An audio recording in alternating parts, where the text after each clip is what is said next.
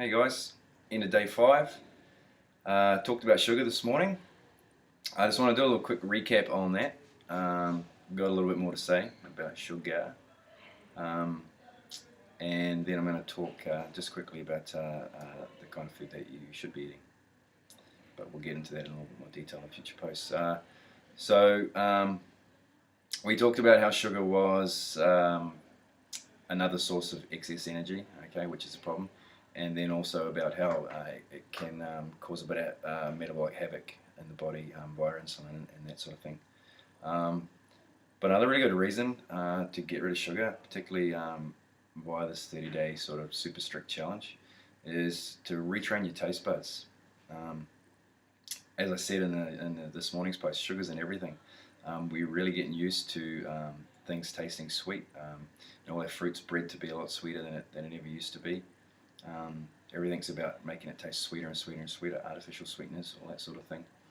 Okay, the reason we use high fructose corn syrup, which is a topic for another post, is because it's sweeter than normal sugar, and we've been bred to crave that sweetness. Okay, so trying to give this stuff up when you have a sweet tooth is really tough.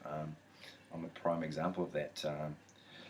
I've gone from a kid that would make a double batch of fudge, which is 4 cups of sugar for the record, and then eat the lot with a spoon before it even set, to just eating a small treat, but most days of the week, to then just on Fridays, maybe Easter and Christmas, a big binge, and then only just once in a blue moon, and now it's more like I'd prefer some good quality 85% chocolate instead of a bag of jelly snakes like I used to. That old sweet is still there to some extent, but I've tamed it through making better choices and getting it used to it. It's also a pretty good argument as to why sugar substitutes are possibly not a good thing. I had a lot of people asking about artificial sweeteners, and I've sort of left it in their court. But to be honest, if you want to actually create a new habit in this month, then you probably should dump the sugar substitute as well, the artificial sweeteners. If you just sub out sugar for another sweetener, then all arguments aside whether artificial sweeteners are better or worse than sugar, in the short term you haven't done anything to retrain your taste buds, okay? And that's part of the reason for this challenge. This is also going to prevent cravings and bingings as well, hopefully. Sugar's actually been shown to be addictive. Okay, there's been a lot of research done on this, and not that I know, but the only way to break an addiction is to get off the crack, right? Get off the drugs. So most people who try to quit smoking, for example, they're not going to succeed when they just decide, oh, I'll have a few a day and I'll wean myself off, right? How often does that actually work? Cold turkey is the only way to do it. So the same with sugar. And remember that even though this is a challenge, it's not just about these 30 days. It's about the next 30 and the 30 after that. If you're going to just go back to your old ways after this month, then you haven't really achieved anything at all. Okay, so try and keep that in mind. Be as strict on yourself as you can. All right. So common question that I get from clients and seminar attendees after I finish ranting on about grains and sugar is, what do I eat then?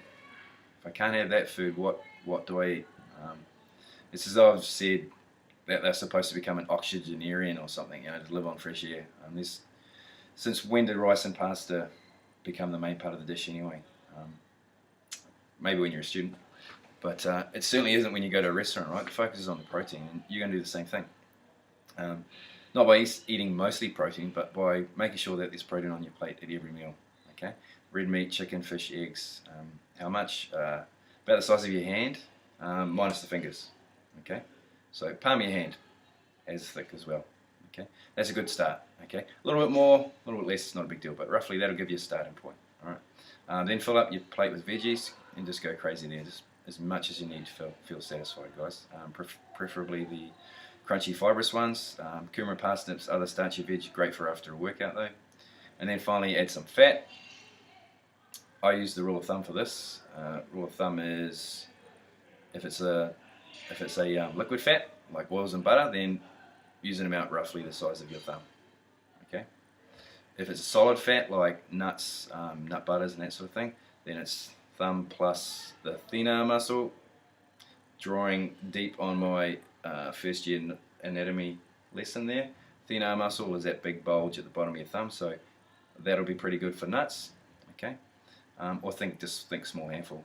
And if it's something that contains a reasonable amount of fat, but it's not pure fat like olives or avocado or coconut, then just go for a loose handful. Okay. Then you've got herbs and spices galore to make your 3 choices taste amazing. I'll put a link under this video to Rob Wolf's Food Matrix, where he shares 81,000 recipes with you. Okay, it's not really 81,000, it's just a simple little spreadsheet that shows how many different ways you can combine protein, veggies and fat with spice, herbs and spices to make a great meal that's healthy. Okay, and it helps you be more awesome. So it's pretty cool.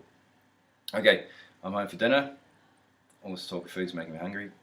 I'm gonna do some diced beef, cabbage and ginger, stir fried in coconut oil with a few cashew nuts chucked in at the end. I might take a pic for you guys, show you tomorrow. See ya.